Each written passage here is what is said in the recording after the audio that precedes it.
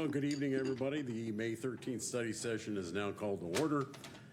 Let the record reflect that all council members, with the exception of the mayor, are present, who is also excused. I'm going to ask Council Member Lucio to please lead us in the Pledge of Allegiance. Please stand. Place your right hand over your heart. Ready, begin. I pledge allegiance to the flag of the United States of America and to the republic for which it stands, one nation, under God, indivisible, with liberty and justice for all. Thank you. Thank you very much. This is a time and place for the general public to address City Council about subjects that do not appear elsewhere on the agenda. Do we have any requests to speak at this time on the agenda? No, seeing none. We'll go ahead and start it. We'll start with item number 1. Public Works update on the pavement management plan. Correction, I apologize. We're going to start with item number 2, switch it up a little bit on everybody. California Intergovernmental Risk Authority Workers' Compensation and General Liability Program. As staff report by Terry Doyle, Director of Human Resources, and Eric Young, Deputy General Manager for CIRA. Good evening, Mayor Pro Tem and council members. The item you have before you this evening is to discuss and provide direction related to the City of Chino joining CIRA for workers' compensation and general liability coverage for a joint powers authority, a JPA, for the 25-26 program year. And I have the pleasure of having with me this evening Eric Young, who is the Deputy General Manager for CIRA, and he will be giving the presentation to you this evening. And as it concludes, we will be happy to answer any questions for you this evening afterwards. Thank you. All right. Well, thank you very much for having me this evening. So as far as the presentation, you're going to have, you should have already had a little bit of a packet and some information that we'll be going over. Part of the goal tonight is, one, to talk about what a Joint Powers Insurance Authority is, because you're currently with a commercial insurance program. Talk a little bit about the trends that we're seeing from a market standpoint when it comes to general liability, as well as workers' compensation claims. And of course, talk a little bit about CIRA and from the program perspective, and finally do a comparison of what your current coverages are, what your current deductibles are, because it is a different program. And it's not that quite easy when you compare apples to apples. We're going to be comparing apples to oranges and kumquats to a certain extent based upon that. Again, from a deductible, you'll see in the, from the price differences and the coverage options that you're basically going to have there. So for those that may not be too familiar with joint powers insurance pools, they basically started pretty much in around the mid-'80s. And as much as we're seeing homeowners insurance being canceled, basically back in 1986, this is what happened to municipalities. And back then, for those that were in law enforcement, many police, those cities that had law enforcement, as well as any type of public safety, including fire, essentially had their insurance canceled. Or they had their deductibles raised from $50,000 to $500,000 to $1 million to basically be able to get coverage. And basically, they were priced out of the market.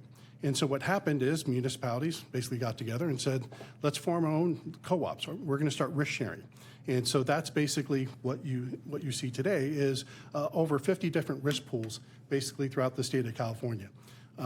So not only for their school districts, their special districts. I know it's told no acronyms, but there's no way to write all these out without acronyms. But so AQUA, which it's water districts, CalTIP is for transit pools, Capri is for parks and rec districts, special districts. So we have all those different types. There's also regional pools. So ABAG plan is a Bay Area, Association of Bay Area Governments. You have Bay Cities, which is another Bay Area pool. So you have Central San Joaquin Valley and PERMA, Monterey Bay, Yolo County. And so all these are various pools that were formed over the years. And then you also, of course, have municipal pools. Some are statewide, some are a little bit more local. And so CIRA is a statewide pool. We have over 55 members. And while we're primarily municipal, what we also do is we will cover municipal operations. So essentially fire districts is one that we started having more interest in. partly because, unfortunately, for fire districts, so if anyone is familiar with volunteer firefighters in the districts, they're essentially getting canceled now as well. They pulled out of the market or had their rates go from $30,000 to $100,000 a year for coverage, and some of these fire departments are basically closing up shop because of that. And lastly, you have excess pools. And excess pools, as the name implies, they usually do coverage from $5 million up to $40 million, and so we belong to an excess pool for coverage as well. And that's how you get the higher coverages that are on there. From a historical standpoint, SERA itself is actually only about 4 years old, but we actually formed out of merging two other municipal pools. One was called REMA, Redwood Empire Municipal Insurance Fund, and PARSAC, Public Agency Risk Sharing Authority of California. And basically, we started collaborating. And just like with everything else with succession planning and finding people that are interested in risk management, you don't find people saying, I want to be a risk manager someday, especially for public entities. And so that's where that merger started. And we're originally 50. We've actually grown. We're almost 60 members now. We'll be adding some more at our board meeting this next Thursday. Let's talk a little bit about the market. And one of the concepts that we have in California is what's called joint and several liability. And the reason why I share this with you is this is one of the challenges we have as municipalities is when there is a claim. And the example I like to give is that let's say you have a drunk driver that, private, no one in the city's involved, and they hit another car in an intersection that's at the city. Well, basically, and the drunk driver has a 0.20, right, blood alcohol, they have definitely they're at fault. And what happens is their insurance, and let's say they have minimum coverage, they have $15,000 coverage, but at some point the attorneys, we have all the billboards around here, Sweet James and everyone else, Sweet James is in Northern California as well, and they're going to sue the city.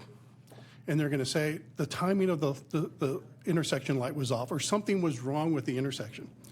And as long as they get 1% at fault, and it's a $10 million judgment, guess who pays the $9 million? The city does. And that's what joint and several liability is. Whoever's left holding the bag, who has the deep pockets, essentially, is what happens. And so that's the challenges that we have in California, and where we've seen claims like this. And some of the examples that we've seen more recently is claims cost. 10 years ago, an expensive claim was $1 million to $3 million.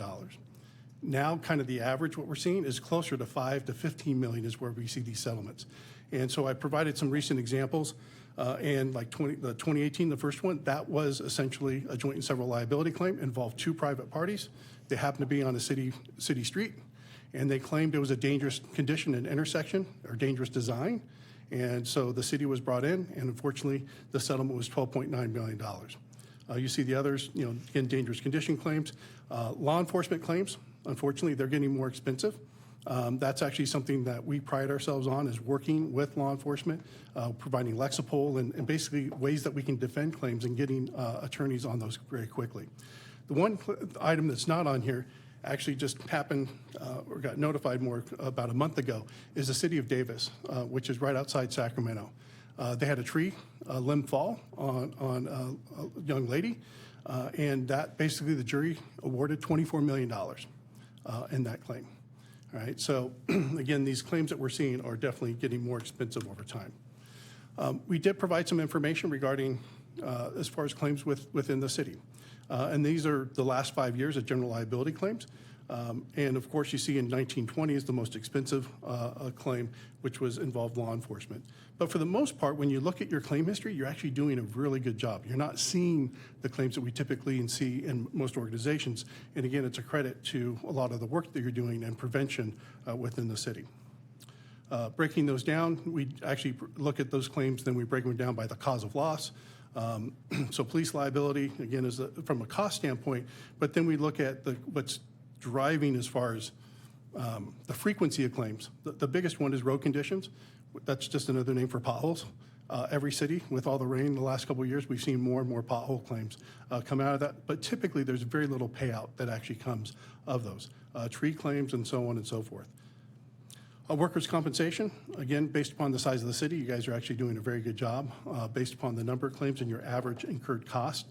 And what we look at that is when you have law enforcement or public safety, there's more cost based upon Labor Code 4850 that costs a little bit more. But even with that, you're pretty close to average of what we typically would see for the cost of those type of claims.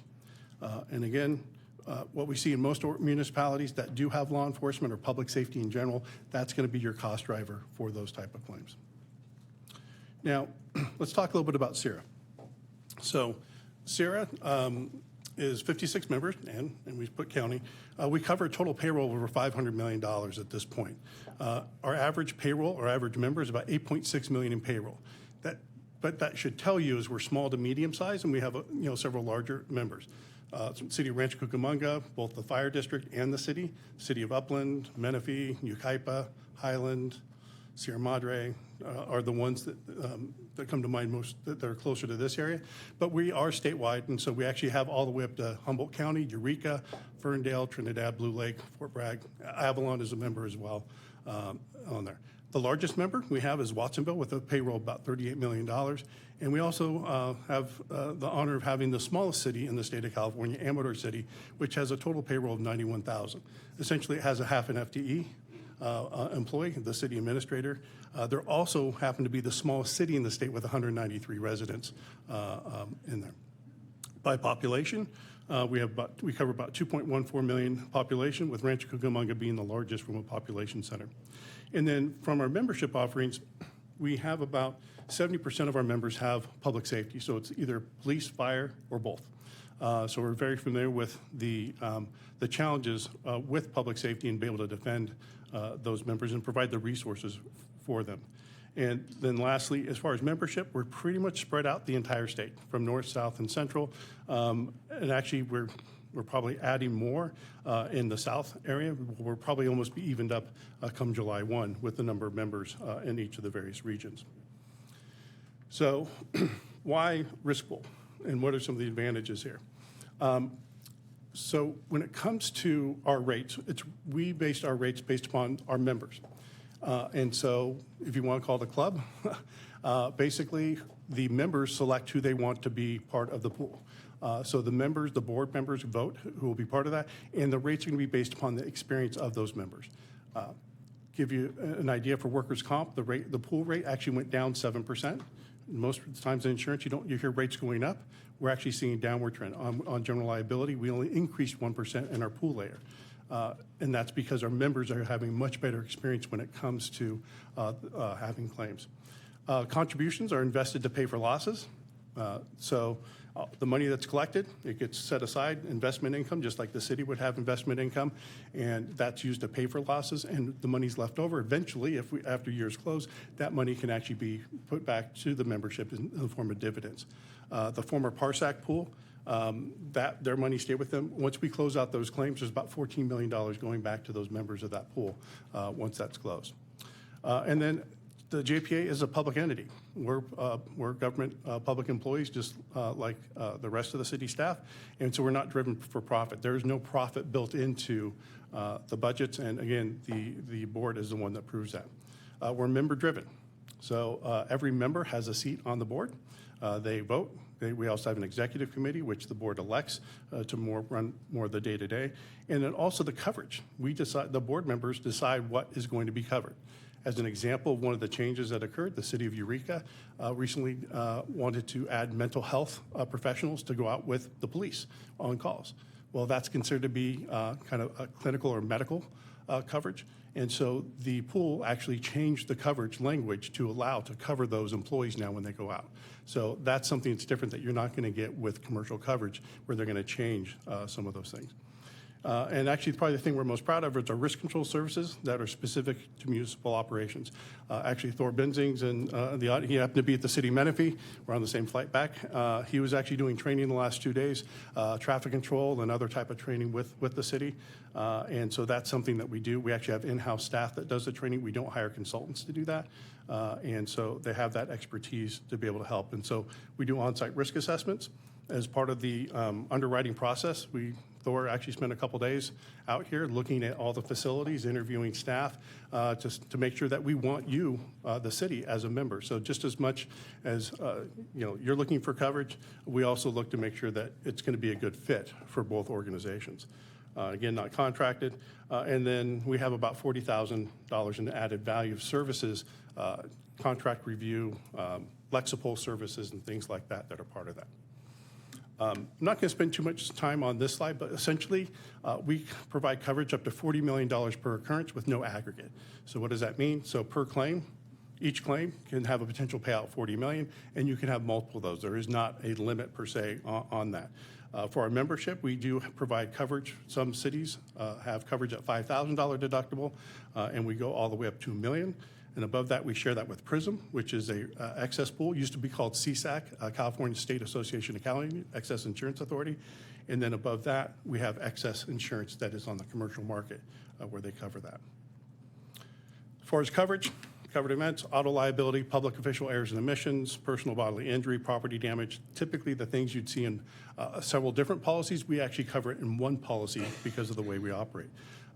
As far as who is covered, employees, elected appointed officials, volunteers, boards and commissions, so your planning commission, all those would be covered, as well as when you enter into contracts, you rent a facility, you're required to have additional covered party. We will also provide the insurance documents to do that by contract. Just as important what's covered and what's not covered. We have what's called a memorandum of coverage instead of an insurance policy. It's basically the same kind of thing. And within insurance policies, the way they work is it's basically covered unless there's an exclusion not covering it. And so these are some of the exclusions that are part of that that we need to list out. Most of these on here, for the most part, are because they're covered under other insurance policies. So aircraft or airport operations, they're unique operations, so that's a separate policy the city would need to cover if they had something like that. Employee benefit plans and injuries, well, that's health insurance and that workers' comp, so that's why it's not covered under there as well. Land use regulations, so planning decisions because you're making a decision about a zoning change or something like that, because that's a decision of the council, those would not be covered because they're purposeful decisions that's actually be made. It wasn't a negligent act as part of that. The one thing I do want to point out, just because it's coming up more, and I know that you do have operations that involve youth and minors, is sexual abuse and molestation coverage. We do not exclude that coverage, it's included. And what we are seeing, unfortunately, is more claims. Usually it was the school districts they're seeing the brunt of these claims, but we're now starting to see more claims of other municipalities that offer after-school programs and things like that. And a lot of times these are claims where it's a child on child, it's not even an adult's not involved, but they basically claim negligent supervision or something like that would be part of that. Workers' compensation, similar type of program. In this case, it's all the way to statutory limits. And in this case, we go up to $500,000. And then we have Safety National is the layer that we have for excess. Now, you currently have excess with Safety National, which is $750,000 to $1 million. $750,000 for non-safety, $1 million deductible for safety personnel. What we've done, we essentially have the same coverage, but we bought down that coverage, so it's a flat $500,000 coverage for all employees for workers' compensation plans. We do have other programs. I'm not really going to talk about those too much, but these are group purchase programs for property, cyber, crime, pollution, earthquake, deadly weapons coverage that are optional things that the city can decide if they want to purchase those, to pursue those. But these are not shared risk. These are actually commercial programs that we would enter into. On the risk control services, again, we're very proud of our programs. We do annual risk assessments. Typically, we visit our members 2 to 3 times a year. And whether it's doing training or just doing a site visit, doing inspections, things like that, we're on site quite a bit. And the larger the member, typically, the more visits. We do have what we call Sierra TV and remote training manager. So for online training, we actually have ability to actually push the training out and includes AB 1825, all the sexual harassment, ethics training, all those things that are required, we have that. Consultation and policy procedure templates, we have a whole library of those. We are probably what we spend the most time doing is contract review, and we just looking at insurance requirements so that we can make sure that your claims, if you do have a claim, we can tender it to the appropriate party there. And again, special events coverage and regional training workshops. One of the events that we actually recently did was our police chief's forum. We do that annually, and we bring all the chiefs, we pay for everything for the travel and bring them and have our basically defense attorneys and be able to talk about law enforcement claims, what's going on in the practice, and what can we do to help provide, better services to them when it comes to that. And then, long list, I'm not going to read all those, but Liebert Cassidy, Whitmore, LCW Consortium membership. Again, we value what we provide to our members on there. And if you put a dollar amount on it, if the city was to purchase these on their own, this is what it basically what you're looking at. And in some cases, I believe you're already using Lexipol, and then you could basically cancel the contract and you'd be under the master contract if you joined CIRA. All right, so let's talk about coverage in comparisons. So I mentioned it's hard to compare apples to apples, or apples to oranges and kumquats. So what I'm going to talk about is what's called the total cost of risk, or what we call TCOR. And the reason why this is important is if you think about, let's say, your own car insurance, right? You have a premium, and your premium is going to be dictated on your deductible. So if you have a $250 premium, you're going to pay a lot, or $250 deductible, you're going to pay a lot more premium.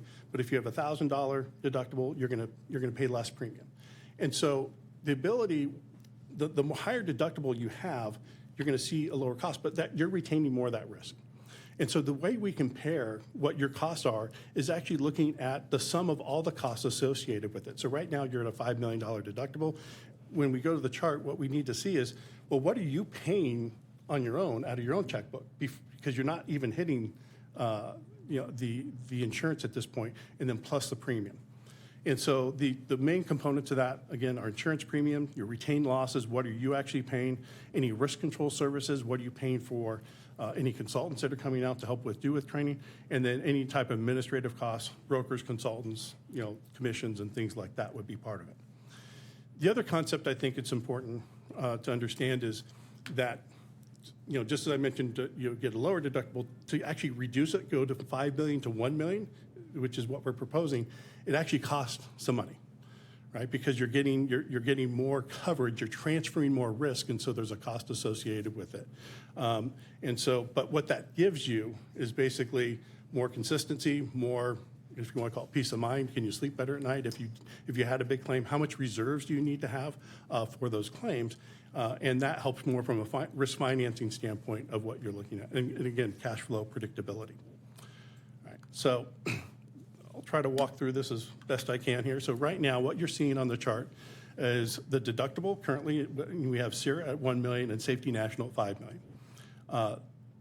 From an actuarial standpoint, it says internal reserve 2 to 3 times the deductible.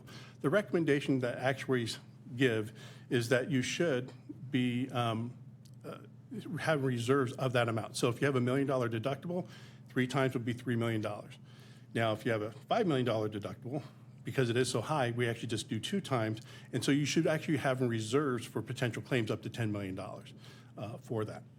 Now, when we look at the premium proposed that we looked at for 25, about 1.45 million is what the premium would be under CIRA. And currently with Safety National, it's about 1.1 million. So there's about, $300,000 difference in there, right? But that's also going from a $5 million down to a $1 million deductible. So what we did is we need to look at 10 years of losses. You can't look at 1 year because basically the reason why we look at 10, everyone's going to have a bad year, and typically it's going to happen within a 10-year period. Every city, every municipality is going to have a bad claim at some point. That's going to cost them. And so your 10-year retained losses, if you had $1 million deductible, you would have to pay out $4 million. And with Safety National, about $6.8 million is what you would have paid out. The 10-year premium cost is about $14 million compared to 11. But then when you actually compare the total cost of risk of both of those, you're looking at $18.5 million for CIRA and about $18 million for Safety National, about a $500,000 difference. Over a 10-year period, it's about $56,000 is what that cost difference would be if you looked at it over that period of time. Right? So the cost to lower from $5 million to $1 million is approximately $57 more per year, and also reduce your reserve requirement by $7 million. And the other part of this is that currently your aggregate coverage is you have $25 million in coverage. Once you exhaust that 25 million, it's gone. With Sierra, there's actually 40 million per occurrence limits, and there is no aggregate, so each claim you'd actually have the balance of that. On workers' comp, this is a little better story when you look at it, because we're not talking with millions and 5 million, we're talking 500,000 deductible with Sierra, and then again, that 750 for non-safety and 1 million for safety. The reserve requirement's about 1.5 million compared to 3 million. And the premium at that level would be 362,000 versus 307,000 and with the coverage. And again, you're dropping from essentially $1 million for the most part, which is where most of your claims are, with public safety claims down to 500,000 to have that type of coverage. And your total average T-core, looking at that, is about 780,000 compared to 725,000, with an annual difference about $55,000 is what you're looking at. And again, it will help reduce your reserve requirement for those type of programs. So tried to be brief and succinct at the same time, but I'm happy to answer any questions about Sierra as well as just the market in general. Okay, is it Eric or Enrique? Enrique? Erike, I apologize. All right, well, thank you very much. Would anyone in the audience like to address the City Council on this item? Okay, seeing none, I'm going to open it up for council comments at this time. Any comments? So our insurance premiums, they stay the same throughout, they don't go up. Like, for example, I know that in LA County, when it comes to liability for law enforcement, all the contract cities are expected to pony up a certain amount of money for liability.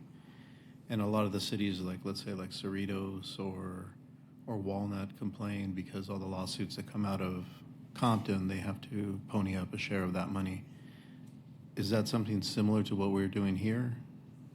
Yes. So what basically happens, and where the cost increases, at least for Sierra coming from, is the excess market. So basically, any claim above $1 million with PRISM, and it is even the claims that you're talking about can impact. Over the last 5 years, I would say this year we're actually happy. It's only a 20% increase on the excess compared to what we've seen. Over the last 4 years, it's been 30% is what that increase has been. And that's mainly being driven by social inflation, nuclear verdicts, and the type of claims that the two typical claims are law enforcement claims and dangerous condition claims. And so every year, an actuarial study is done. We look at our rates at the pool. What do we need to collect from the members at that level? And then also we get our rates from the excess market, and it's based upon purely on payroll at that point. But there is risk sharing at that higher level that unfortunately we can't control, and everyone is dealing with that in the market right now. Has there been anything significant in the risk sharing within the last several years that has caused these rates to go dramatically up for some of these cities? Well, again, on the pool layer, we've been good, but at the excess, it is the claims we kind of talked about. So like the tree claim, $24 million. So essentially the city, in this case, let's say they paid $50,000, their pool went up to $1 million, and then PRISM would pay up from essentially $1 to $4 million, and then the excess markets beyond that, they pick up their share. And so when those claims happen, that's what's driving those claims. And a large part of it is all the billboards you now see. Kind of a side note, one of the things that most people may not realize now, but for those in more of the legal area, there's actually risk financing now of claims.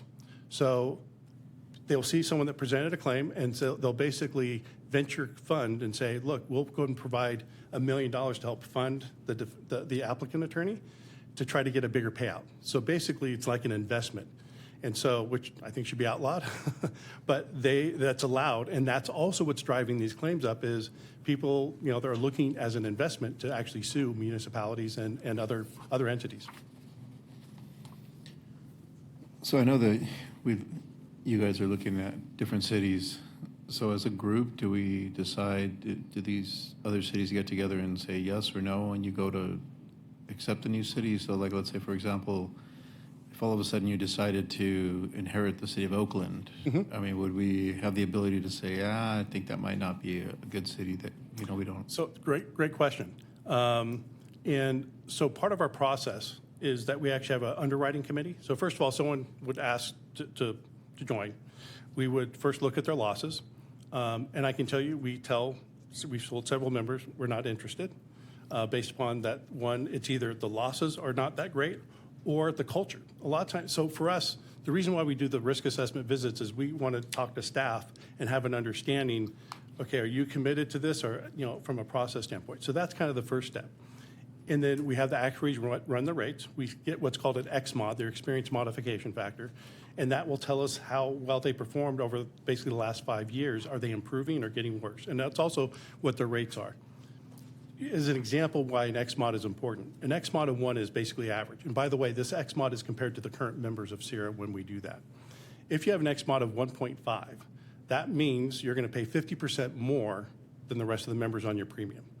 If you have an XMOD of 0.5, you're going to pay 50% less. So it's a reward, reward mechanism as well as a punishment mechanism. And an XMOD, your claims will stick with you, what we call tail, for many years.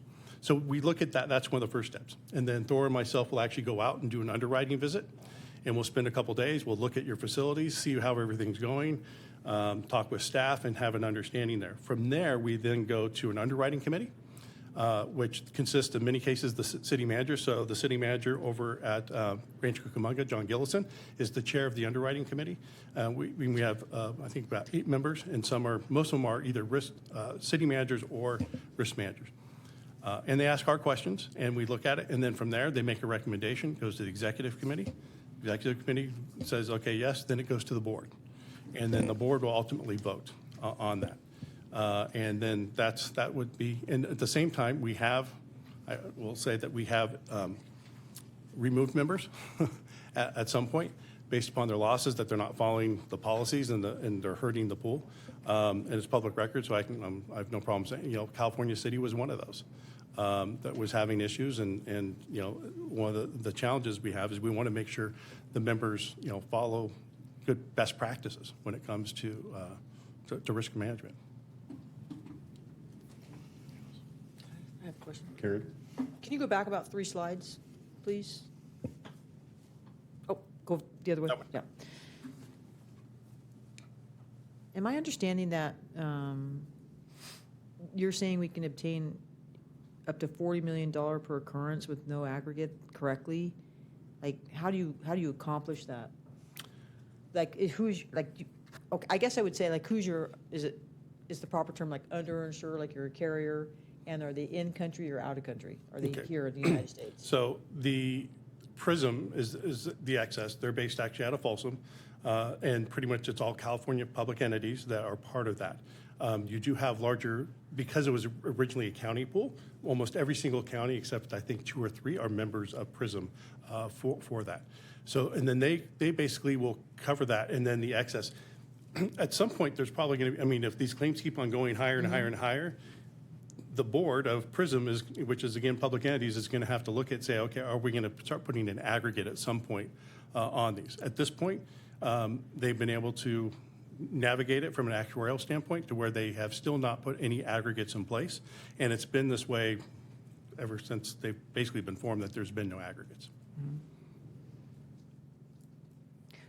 So outside of PRISM, do you deal with them as CIRA, or do we deal with them once it goes to that direction?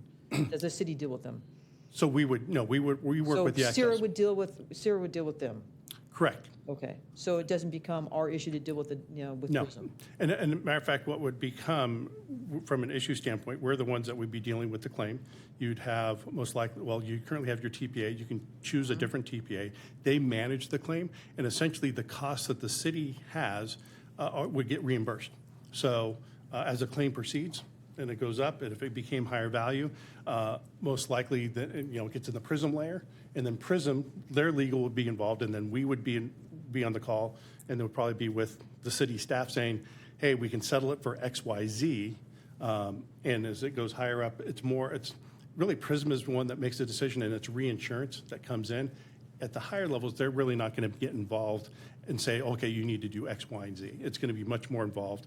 It's going to be very similar to what you have now. So PRISM controlling it. is a standalone reinsurer. They are they're joint powers and surety, just like us, but they cover basically from all the way up to 5 million. Okay. So obviously, being a JPA, they are using other reinsurers as well. Correct. Right. There's probably about 13 different, what happens is each insurance carrier I'll take the 5 to 10, and another one I'll just take 1 million between this layer, and they basically build a tower. So that's how they're accomplishing this? That's how they're accomplishing. It's multiple carriers, and every year. What I can tell you, one of the challenges has also been, is one, obviously, they're trying to negotiate. They have a whole team that even goes to London, and they're trying to get the towers built. And we won't know our rates on our excess. They give us a boundary range, and we always budget at the higher range. We won't probably have the final until June 25th, just because they're negotiating up to the very end to get the whole tower built. If we're lucky, maybe this year, we'll be sooner. 5 years ago, we'd already know. But the way the market is, and the hard market, we're just not seeing that anymore. Okay, thank you. Chris, you have any questions? Terry, this question may be for you. Obviously, you're aware of this CIRA because you worked in Upland, is that correct? That's correct, yes. Okay, I'm curious, are there any other JPAs in the area that are similar to CIRA that we could look into that may be more beneficial for us to consider? So there are other JPAs. I think E-Rike had mentioned a few of them in the beginning. Let me look at my slide. There is Cal JPA. My understanding is they have more control, and the council would not have as much of a say in how we handle our claims, workers' comp, and general liability. There's also PRISM, which is the excess carrier, which you would be getting joining CIRA as well. So those are some of the other JPAs that we would be able to look into if there is interest into looking into them.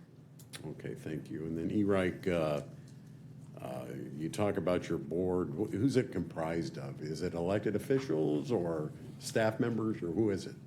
So it's whoever the city decides to appoint. So we actually do, City of Sebastopol has appointed the mayor and the vice mayor. But most of the cities, it's either the city manager, a lot of times an HR risk person, typically that serve on the board. As far as the exclusions are concerned, what you don't cover, do you add, or are you able to add additional coverage and additional coverage for that, for additional monies? Specifically, I'm thinking about maybe a helicopter sometime in the future. So on something like that, that would be aircraft or airport operations. Correct. And so typically, you would purchase separate coverage for that because from a different company. Because it would be a commercial coverage, and through Alliant, which is the broker that we use, they would actually help place that for you to identify that. So I'm trying to think. So Avalon, piers are unique. They have separate coverage for their pier operations for waterfront. We don't cover transit, so we do cover like dial-a-ride, those type of things, but transit operations are pretty unique. And so CalTIP is usually the pool that most agencies belong to. Omnitrans, almost all those belong to CalTIP, or they'll get commercial coverage. Yeah. Great. Okay, thank you. Any other questions, comments? Nope. Seeing none. Thank you very much. We appreciate it. So, Council, I guess we're looking for direction whether or not you think we should join CIRA, or did you want us to look at something else? Because that's what we're asking tonight. Would you like us to consider joining CIRA to provide this coverage for us?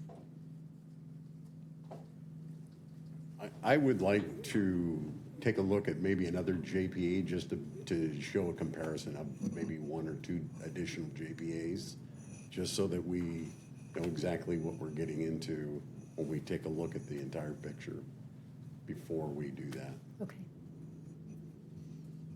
I don't know how you guys feel. Yeah, I mean, I would like to look at a couple different options.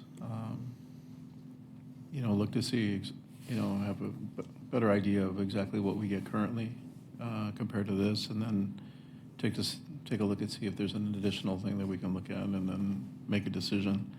Obviously, I don't want to make a decision right now. I just have one presentation, and I really haven't sat and looked at everything to be able to make a determination that this is the best thing for us at this point.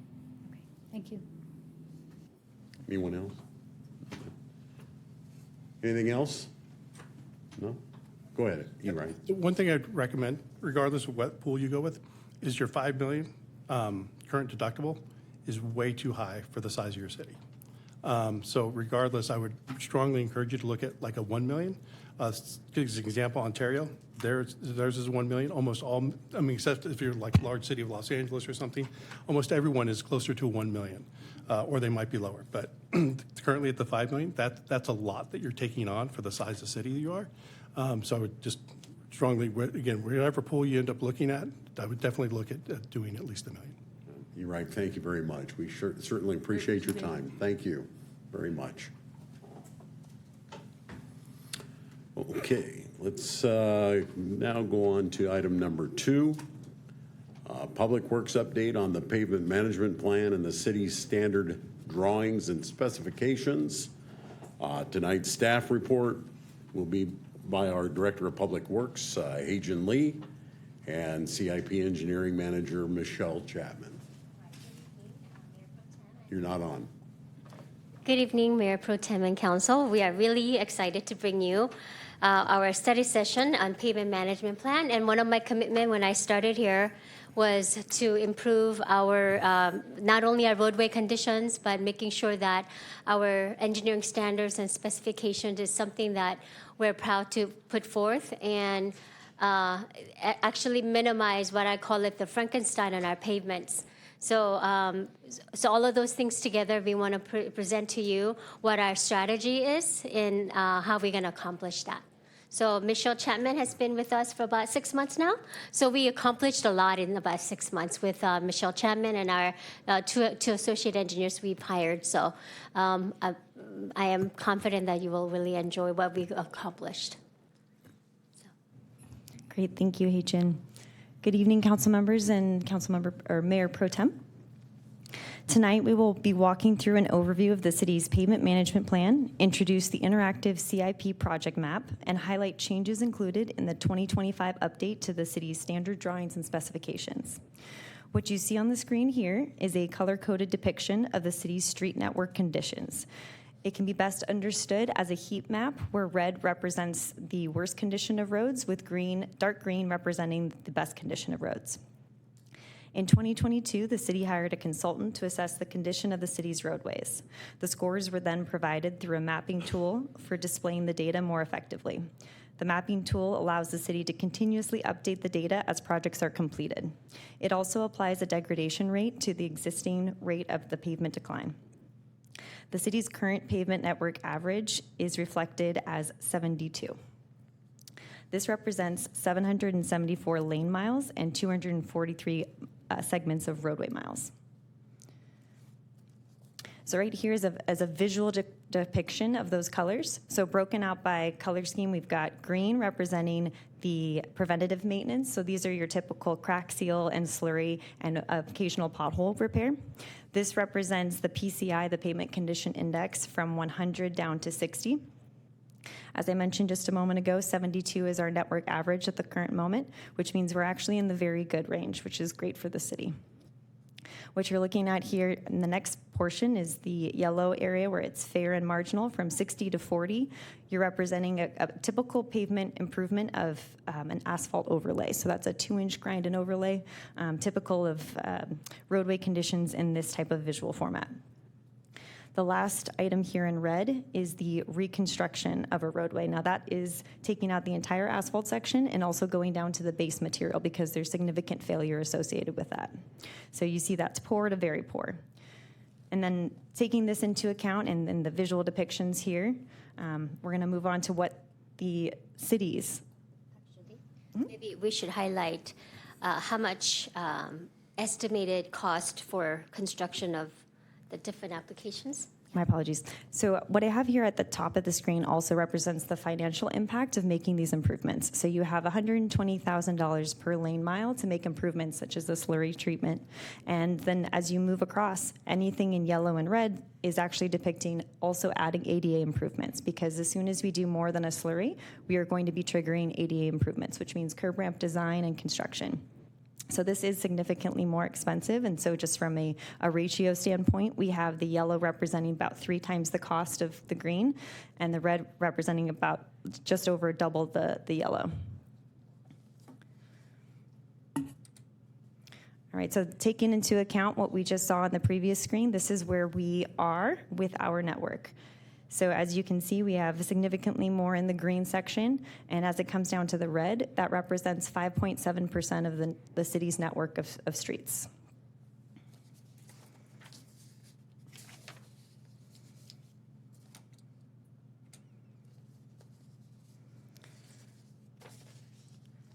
All right, so what I'd like to introduce now is the city's pavement management strategies. Now, this is a collaborative effort that took our team, as well as across divisions and departments, to come up with a strategy that best fits our needs. So I have with me today my staff, who are very instrumental in providing and preparing the documents that allow us to adhere to this. So I just wanted to give each of them a shout out. We have Chi Chan, we have Michelle Henderson, and we have Carlos Flores, and we have Mario Estrada. All right, so the first item is the update of the city standard drawings and specifications. The second item is the GIS integration for staff planning and public engagement. We have targeting a single geographic zone that's looking at the city from a 4-zone idea. And then we have effective and efficient coordination with internal and external utility projects. And finally, emerging pavement treatments and materials. So I'm going to walk you through each of these pavement strategies. So as discussed, the standard drawings and specifications were a collaborative effort. This included coordination with our police department, fire districts, administration, operations and maintenance. We had traffic-specific questions. We had water utilities division involvement. We had our inspection teams. We had our permits. We had customer service represented. Each of these divisions and departments weighed in on very specific aspects for this to be more comprehensive. We wanted to get better bids from contractors. We wanted developers to understand our intent, and this was a way for us to cohesively create a document that would spark more interest from contractors. So breaking down those adjustments to the standard plans and the standard specifications, we're looking right now at a visual depiction of. So on the left, you see water valve covers, and the access to these water valve covers is done with a shovel or a crowbar. In order to access it, you have to cut into the adjacent concrete or asphalt. So immediately, we're already degrading our improvements. This is difficult for our crews, and so they do not want to be hindering the adjacent asphalt or concrete adjacent to it. So the updated standard is the water valve cover on the right, which shows notches, which allow you to open it without impacting the adjacent concrete or asphalt.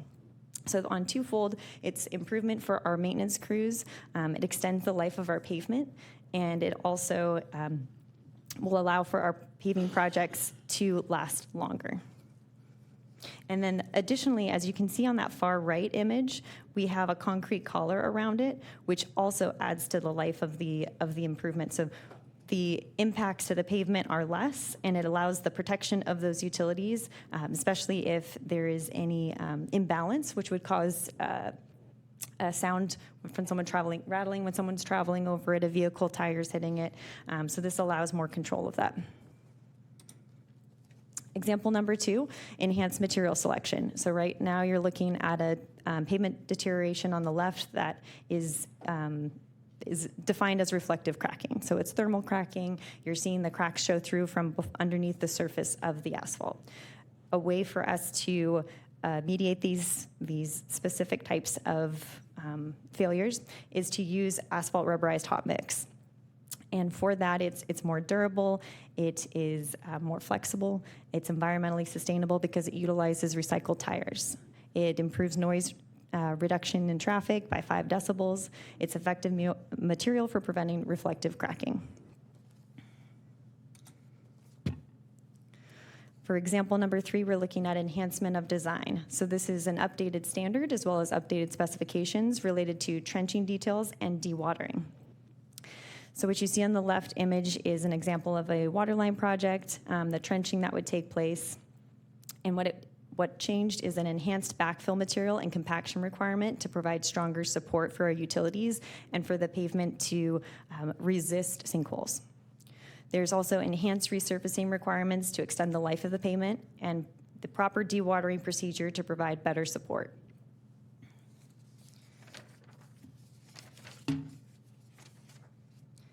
To add on to the dewatering procedure, it also disposes of the groundwater off-site to limit re-entry into the groundwater table. At times, if our utilities are at a significant depth, they're in conflict with groundwater. And in order to keep them from floating and have any sort of issue with compaction, dewatering procedures are done. And for there to not be any re-entry of that water, it should be moved off-site. If I may add to what Michelle's talking about dewatering, the several challenges that we had, as you recall, Bickmore, we had extensive road closures in that area, and that was due to the lack of dewatering. They were pumping and discharging it next to the trench, and then water enters back in and fills the trench back up. And so the trench never got a backfill that it was required to put the asphalt back on, and that's why you saw that constant settlement and potholes and sinkholes. Similar to Kimball Avenue, that was another dewatering problem. And we had Ross and Walnut area. That was a sewer storm drain project. It was not necessarily a dewatering problem, but it was a lack of proper compaction techniques and standards. So we're fixing all of those to make sure that our hard invested infrastructure funds will produce a very durable infrastructure for long-term maintenance. Thank you, Hee-Jin. And right here, this is the coordination of internal and external projects. So what you see right here is what our staff developed. This is a CIP dashboard. So we are depicting 40 projects in varying stages of pre-design, design, and construction. What you see right now is the soon-to-be external-facing version of this. We also have an internal-facing, which allows us to coordinate our development of our projects. So this is really just to take a look at those specific elements and kind of hone in on exactly what we're portraying. So each item can be clicked on. So we've got the project name identified for each project type here. We have the project info pop-up that will show as soon as you click on the element itself. This is interactive, and unfortunately you're looking at just a photo of this, but it is interactive and it is really cool to navigate through and toggle items on and off. So you've got project type on the far right, which allows you to navigate through water, traffic, alley paving, facilities, parks, storm drain, streets, and sewer. Within that project status, these pie charts that we're looking on the right, those also allow you to click on the actual status itself, and it'll only show the items that are in that status. We also have within this information, project descriptions, project manager is listed by email address, so that if someone has a question related to that particular project, they can email that project manager and get more information. So this tool has already been helpful to us internally. It allows the conversation to start when someone from another department sees a project in their area. They can contact the project manager listed there and learn more information. There's also information already depicted in this format. It's also allowed us to group projects together that have similar vicinities and type of work that we might otherwise not have seen had we not portrayed them in this format. Before we click off of that, is there a public module to this component? Yes, so we will be, I will get, I have Sorry, another. sorry. No, so sorry. So this one actually will be May 28th. We are making it public, and the reason we're making it public May 28th is that's the start of our utility coordination meetings. Okay. So we will have quarterly utility coordination meetings. Let me just skip ahead for that. So the utility coordination meetings will involve what you saw on the other screen, and then also you can see it in this toggled through format, where if you click on the particular project, you can see just the display of that information. So these quarterly coordination meetings are important because it allows us to speak with other agents, neighboring agencies, utility companies, and inform the public as well. The reason it's going live is because once we share that with utility companies, we should be then sharing it with the public. So it'll be on our city website in multiple places. We've identified ones that would seem appropriate and that would be logical for someone to be looking for information on perhaps a construction project, would be able to see it there, as well as if they went on the CIP page itself. So we've already identified a couple locations that could be helpful to show. And we've already coordinated with Matthew and Ariana on possible ways to provide more information on how to utilize this.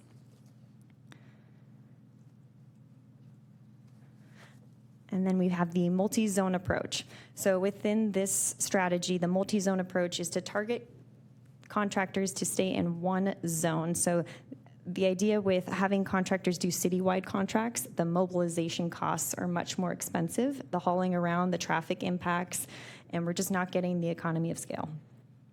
So in order for us to enhance construction efficiencies, we are targeting one zone, one CIP zone. As you can see, there's 4 depicted here.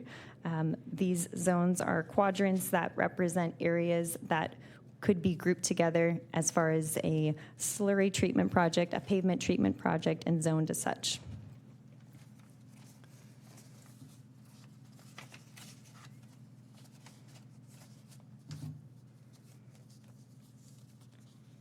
So historically,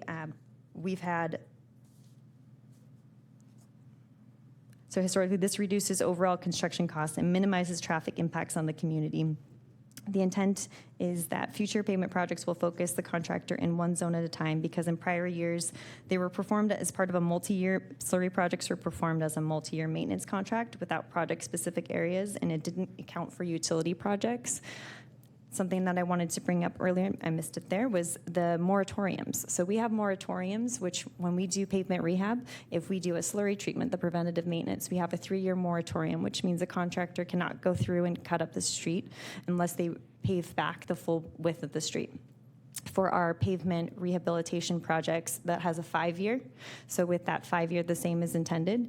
So for utility contractors, you know, if there's a fiber, if there's a communications company who wants to come through, we would adhere to that same moratorium.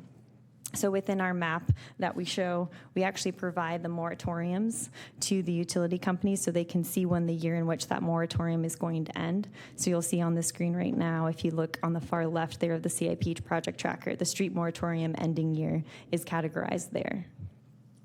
And if I may add one more to that, it's she's doing a great job describing. Another benefit of coordinating with utility companies is when we do our city projects, say water or sewer project or storm drain project, it really helps us to have an open line of communication with utilities, so that when we are designing our own utilities, we could avoid them and they could avoid us. And it minimizes change orders of unforeseen conditions in the field, because we've done our own research and they've done our research with us, so that we only dig up a street once instead of doing it multiple times, or really waiting for utility companies move theirs, or utility companies asking us to, like, where is your utility? So this utility coordination, even though it's an investment of our time up front, it saves a lot of time on the back end, and also a lot of change orders, potential change orders are eliminated. Right, thank you. And we have planned for our utility projects that we have mapped out to do pavement treatment following that.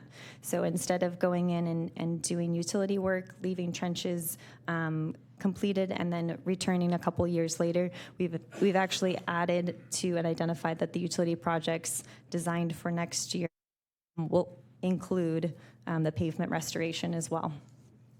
So we're looking at the projects from a holistic point of view.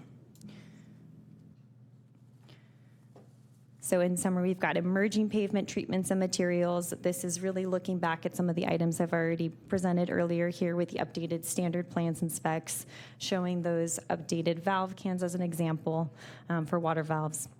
The enhancement of design recognizing the trench details and updates on the dewatering. The enhanced material selection, looking at rubberized slurry and pavement caps, which utilize the reflective cracking resistant material. They're sound dampening, and they create opportunities for us to get grants like Cal Recycle grants for utilized tire, reused tires.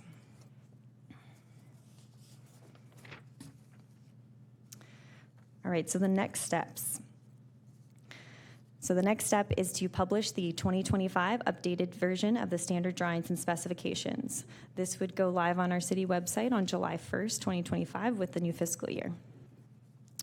On May 28th, we will be implementing the GIS CIP mapping interface to be public facing, as well as providing that to the utility companies as we kick off those quarterly utility coordination meetings. For fiscal year 25-26, we'd be including the pavement design in the scope of city utility projects, as mentioned, the water project we have coming up, as well as we have a traffic signal project that will also have pavement improvements. We've also included updating that first map I showed, which is the easy street analysis provided by the original consultant for identifying the pavement condition. We need to update that on a project-specific basis, so as soon as we complete a project, we can then increase the PCI, the pavement condition index, for that particular segment up to 100, because we've now completed the improvements for that segment. And then for fiscal year 26-27, we would be completing an updated pavement condition survey, so we would go out and assess the streets again. So what we've done in February 2022 was to do a collection on every single segment, visual inspection. That same type of specific, each segment specific, would happen again in 2027 on a 5-year basis. And that's typical of pavement condition survey timeframes. Again, I wanted to thank my team, as well as all of our partnering departments and divisions, and Haitian and Albert on their collaboration for us to be able to have these pavement strategies be presented to you today in the format that they are. And then available for any questions. Thank you very much. Would anyone in the audience like to address City Council on this issue? No. Seeing none, I'd like to open it up to council member comments. Karen? I want to thank staff for bringing this project, these recommendations forward. This is what it looks like when we start to professionalize and advance our city in exceptional ways. We've been asking for, this council has given very specific instruction about our sidewalk management, our paving standards. They are overdue for improvement. It's concerning when an entity to the west of me in the county project has recently done quite a comprehensive paving project and a grind and overlay, and you go and look at their standards and they're clearly better than ours. From simple things like cement collars around the manholes. We can't always control where manholes are in the road lane, but absent that cement collar and that rubberized paving, there's tons of scoping and paving work that we have done that people are still driving down the road, and because of the placement of the manhole, you're just running over it. You can't help but run over it. And there are standards now that you guys have presented to us today that we know are professional and to the industry standard that are going to be so much more beneficial to us. It is concerning that we've done a lot of this work in the past few years with infrastructure money that is not going to get us the same longevity because of our road use and the amount and volume of trucks that come through our community now. But with improving our standards, we can not only get more wear and tear off of our roads, but we'll get a better quality product. So thank you so much. This council has given direction about where we would like to see most of our street index lie. And it's going to be nice to have a roadmap for our staff to understand, for your coworkers to understand how we're going to accomplish that. So I think this is exciting. I think it's a great step in the right direction, and I'm very, very excited to see you implement it and get this strategy moving forward. So thank you. Thank you. Mark? Hey, Jen, just one question. The rubberized, I know we used it on a couple of projects. How's it been holding up? Actually, they've been holding up as expected. they've been holding up pretty well. I know one test we did on Denali Street, it has minor reflective cracking, but we expected that. So we're looking at other types of rubberized slurry type of material. So we're going to be trying out different versions of those and try to figure out which one works best in what locations. Okay. Nothing. Did the county use rubberized material in their project that adjoins to the city? I Rubberized think that pavement? was a standard mill and overlay. It does seem, part of it does seem rubberized. Oh, I thought they did use the is rubberized it rubberized? asphalt. Yeah, but I think it was a mill, they mill and Yes, grind they it and did. then They did. overlaid it with rubberized asphalt. So they, okay, so they milled Yes. and overlaid with, Yes. yes. I didn't think all of it was, but a lot of it was. Yeah. If you haven't driven over there and seen it, it's very nice. Yeah. I've seen it, yeah. It's impressive. And it's quieter. It is. Chris? Yeah, my question is, first of all, thank you for, thank you for the presentation. This moratorium is a new concept for me. I never, I didn't know about that. But regarding that, are there any exceptions to the moratorium? Have we seen utilities company come in and say, well, here's, right? Yeah. There are some exceptions. Recently, we paved Ramona Avenue, as you recall, and gas company had an emergency, so they cut through our brand new pavement, but we made them pave it from edge to edge for certain sections. So if they're going to be cutting into a brand new road, we want to make sure that they invest in the same manner that we would want to see in our roadway. So we updated that standard so that all the utility companies have that. So they know if they're going to be cutting into our new roads, they need to invest a little more to give us better coverage on the patchwork. No more Frankenstein look of just patching here and there. They're going to have to give us edge to edge. It's absolutely terrible, Chris. When they first paved our road, the gas company came through and did exactly that. For some reason, they went through and did some sort of project, and you're just like, hey, they just paved this road. I get if it's an emergency, but I think it's to deter them, or now, hopefully with this up on the website, the other utilities can see where we're gonna do the project and coordinate it the correct way that they're talking about. So that's nice. Yeah, and I guess that would be my follow-up question with these utility companies. Are they? My guess is that they are pretty familiar with these like this webpage that we're gonna have live. Are they familiarized with that, and are yeah. They like it. They like so they're on board Yes, already. they are able to visualize, and instead of us giving them list of streets, now they could visualize, and they could even overlay with their own maps to make sure that they go in and do their repair work before we come in with our project. That way, when we go and do our pavement work, it's nice and clean. We're not going to have them come in after we're done, so we want to make sure they come in before we do it.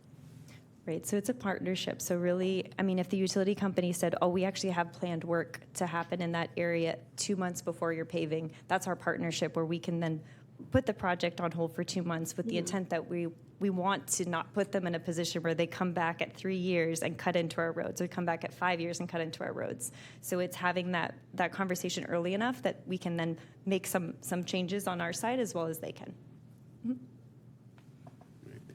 In reference to the utility companies, are they required to contact us prior to cutting into our streets? If they have an emergency at 2 o'clock in the morning, do they need to contact us prior to cutting into our streets?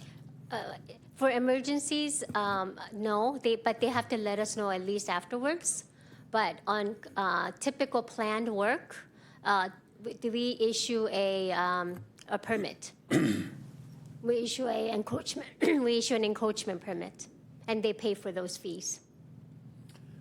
In reference to the rubberized material, it sounds like there's a lot of benefits to that material that totally outweigh the old stuff that we used to use. Just the sound ending, that's what I was wondering. Do we still use the old style as well? We have not spec'd it out in the last year and a half since I've been here. We've been steering away from conventional material, and we're exploring material that are probably more durable. Okay, you talk about durable. I'm assuming it lasts longer Yes. than the conventional. How much more money does that cost us? Typically about 30% more initial investment, but you might actually get about 5 to 7 years more from it. Okay. Yeah, So it's so overall- significant. Yes, overall, initial investment, yes, it costs more, but it gives you longevity. Okay. In reference to you were talking about the compaction over on Ross Avenue. I'm assuming that would be the same with Ramona? Yes. There were some issues over there. When contractors go down and they begin to dig the way they do for sewers or whatever repairs they're going to do we have our own inspectors that go out and take a look to make sure that that's compacted Yes. the way it should be? Yes. What happened to Ross Avenue where, That was a consultant inspector, okay, so we didn't have anybody in-house that actually did that, correct. but we do now, is that right? We've always had them, but sometimes when they were busy, and I think the strategy in the past was they wanted, I think previous leadership in Public Works favored using consultants over our in-house staff. Okay. In reference to the online, being able to check the computer, will residents be able to see, click on it and take a look at their street and actually see when their street is scheduled for the next maintenance or the next the preventative maintenance or slurry? Will they be able to see when that is going to occur? So you'll be able to see projects. So what we've projected out right now is about 2 years worth of projects. So the future locations beyond that are not depicted currently yet. So the projects that are in design, they can go ahead and search their address, see if they're in that location. But something to keep in mind with that zone map, when we were talking about the 4 zones or the 4 quadrants. So the intent next year is to begin doing work in Zone 1, which the following year would be Zone 2, Zone 3, and then Zone 4.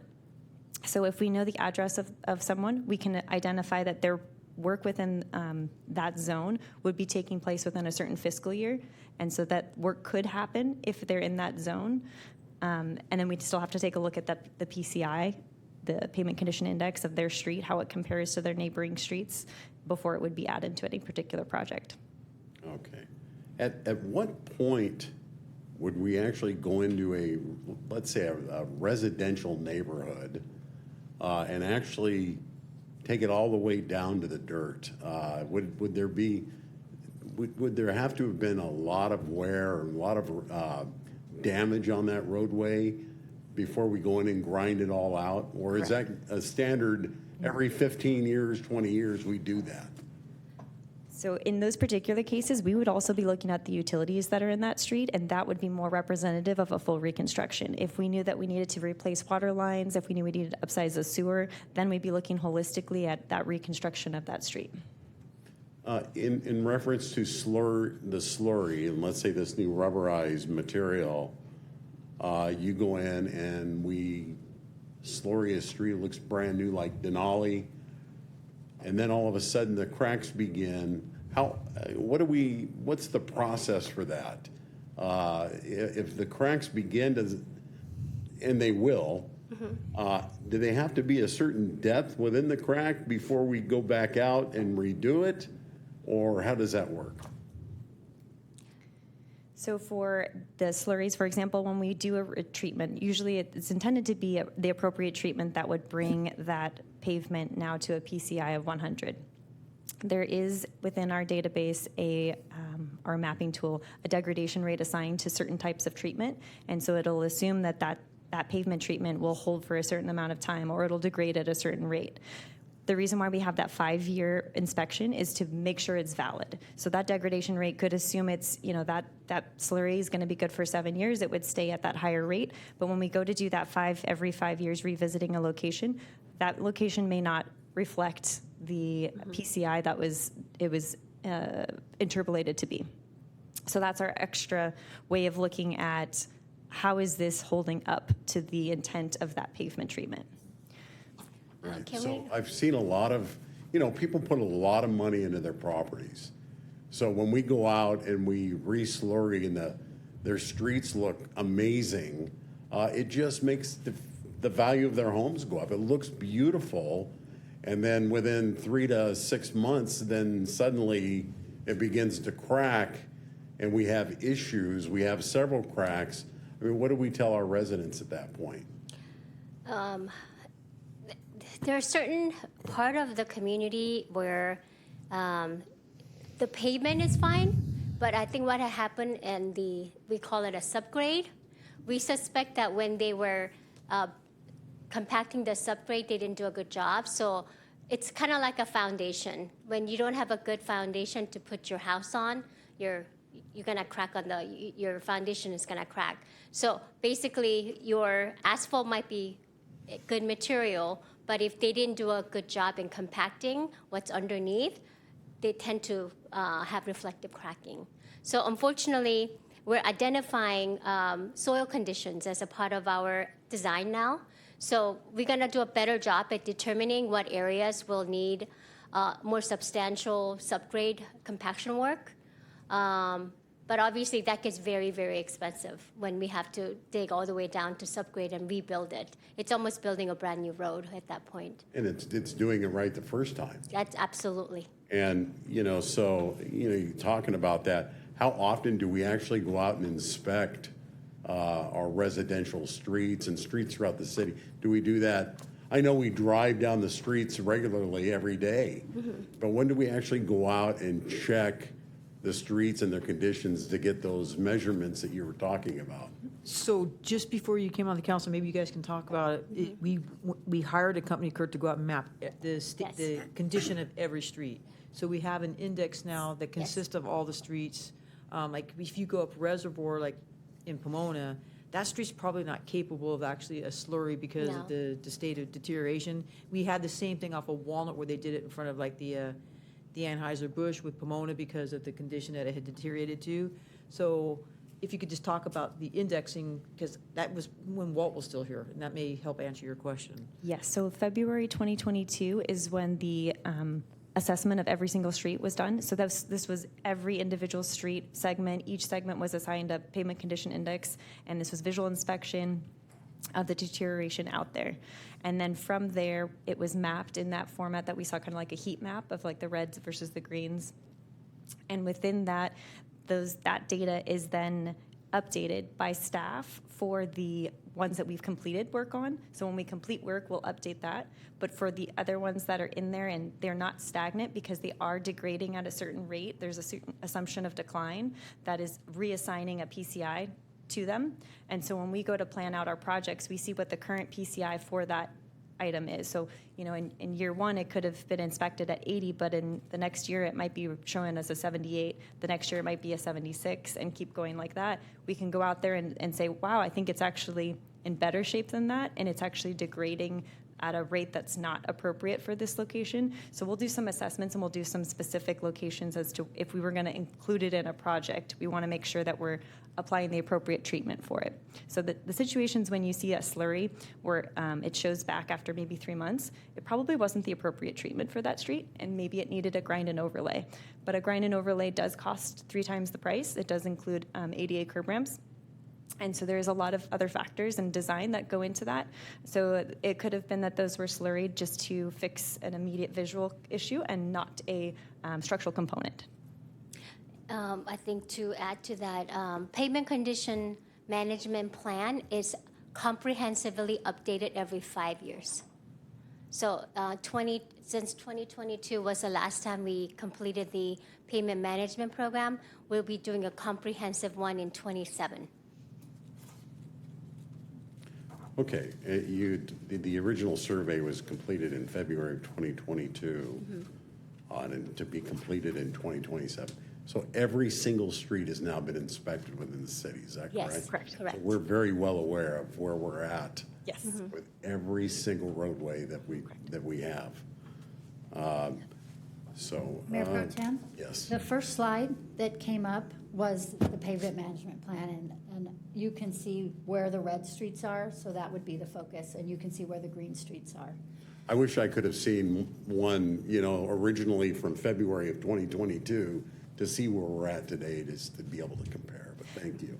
The network average, I believe at the time, was 70, and now we're at 72. So that was a progression, and it did impact.